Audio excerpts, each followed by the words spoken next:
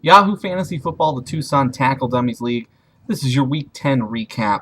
We had two marquee matchups this week, pitting all four division leaders against one another. We're going to kick things off with the closest matchup of the week being one of those two battles. Lombardi's Ghost defeats What the Shell 144.64 to 135.28. The Wildcat division leader faced off with the Cavs division leader in this week's closest matchup. Lombardi squeaked out a grueling victory thanks to two of the highest scorers of the matchup, as Lombardi got 26.66 from quarterback Tom Brady and 23 from the Tennessee defense. These scores helped keep Lombardi out in front, despite only having one other player in double digits, with defensive lineman Andre Carter scoring 14.5 points. Shell had a very similar story with a big score at quarterback. Drew Brees had a team-high 22.38. A second 20-point scorer with running back Maurice Jones-Drew scoring 20.45, and a big score from an individual defensive player as linebacker Brian Cushing scored 14.5 points this week.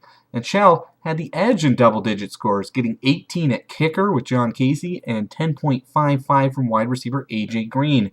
But Shell, with 5 in double digits, managed just 5 players, beating projections overall. Wide receivers Dwayne Bowe and Stevie Johnson combined for just 3.5 points. Running backs LeGarrette Blount and Beanie Wells combined for just 9.85 points. And defensive backs Ed Reed and Patrick Chung combined for just 2 points. Shell also made the wrong move at tight end, taking Kellen Winslow's 5.05 over benched Vernon Davis with 10.75.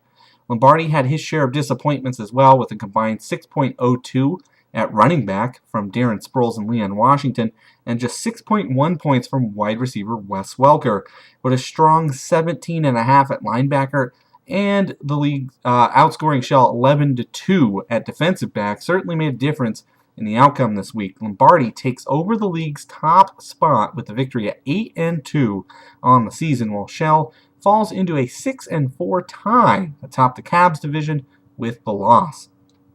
In the other matchup of division leaders, this one not quite as close. Mojo Jojo knocked off AZ Chargers 161.59 to 125.69. Mojo used 9 players, beating projections to AZ Chargers 4, and outscored AZ Chargers by 20 points on defense to beat the league's former number 1 team and end his 4-game winning streak. Mojo had a game-high 29.25 from quarterback Aaron Rodgers, plus a combined 33.34 from 3 wide receivers and 22.4 from the surprising tight end Ed Dixon, all needed to overcome wide receiver Julio Jones and his 1.4 points this week.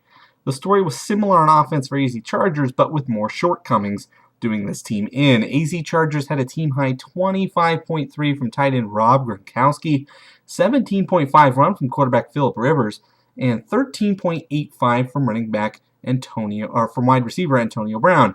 But wide receiver Vincent Jackson had just 2.45, and fellow wide receiver Lance Moore had just 3.05.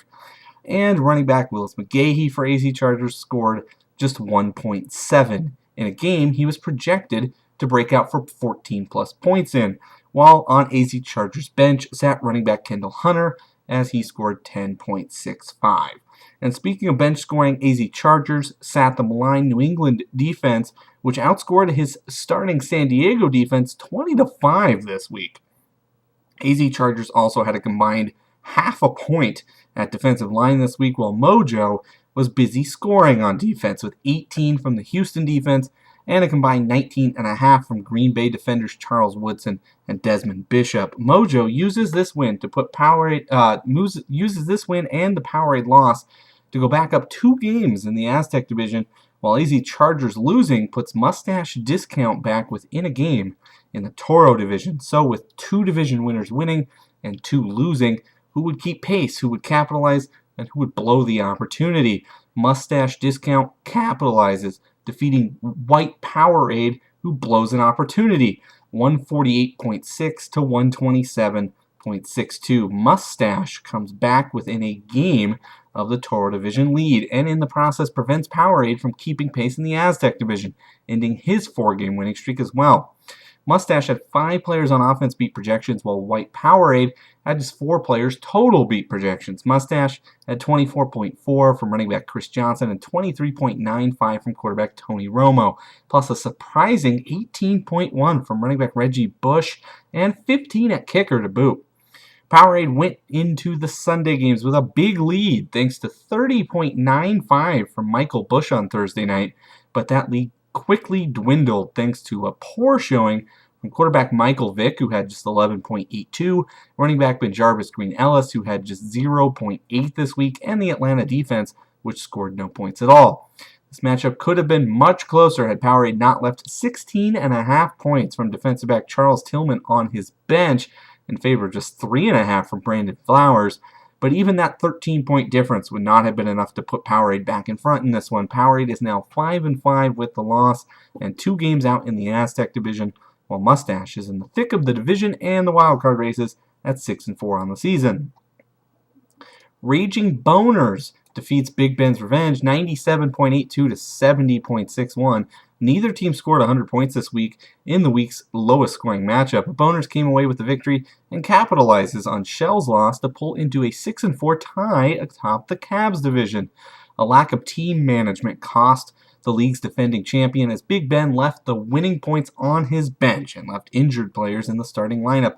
Tight end Jermaine Gresham had a perfectly healthy 9.3 points on Big Ben's bench, while Dallas Clark scored no points out with injury. And the same thing happened at running back as Mike Tolbert and his pedestrian 8.55 this week rode the pine in favor of the inactive Balil Powell, who has still yet to score a single fantasy point this season and yet remains in Big Ben's starting lineup. And at quarterback, Big Ben went with the embarrassing Curtis Painter, who had just 2.31 this week, while quarterback Matt Hasselbeck sat and held Big Ben's clipboard, scoring 15.61 points on the Big Ben bench. Boners had a hard time scoring, but the game high being a measly 15.6 from wide receiver Jacoby Jones. But wide receiver Hakeem Nicks returned from injury to score 10.6 this week, and running back Chris Albanyah beat projections with 11.4 this week. The rest of the Boners lineup couldn't rise to the occasion, as half the team scored 4 points or less. Nevertheless, Boners rises to the top of the Cavs division, and Big Ben is now 3-7 and eliminated from contention in the Wildcats division, and faces possible elimination in the wild card race as well, with a loss next week. Inglorious Bearju knocked off Wildcats 169.72 to 113.93. Bearju picked the best time to be the week's highest scorer, as the win over Wildcats keeps the team a game back in the Wildcat division, and the loss for Wildcats means a lost opportunity to get back into the Cavs division race with the Shell loss this week. Bearju had 8 players top projections and 7 players hit double digits, while Wildcats had to play without wide receiver Miles Austin and had just 4 players beat projections this week en route to the week's biggest loss. Bearju had a team-high 23.39 from quarterback Matt Ryan, plus a combined 48.6 from running backs Rashard Mendenhall, LaShawn McCoy, and Ben Tate. Wildcats had a team-high 18.33 from quarterback Matt Schaub, who is now done for the season with a foot injury. The lone bright spot for Wildcats perhaps this week was 14 points at defensive back from Roman Harper, but even that was overshadowed by Bearju's 18 points from the Green Bay defense this week. Bearju improves to 7-3 with the victory, while Wildcats is now 2 back in the wildcard race at 4-6 overall. Angry Arthritis defeated Championship Cheese 141.89 to 113.24.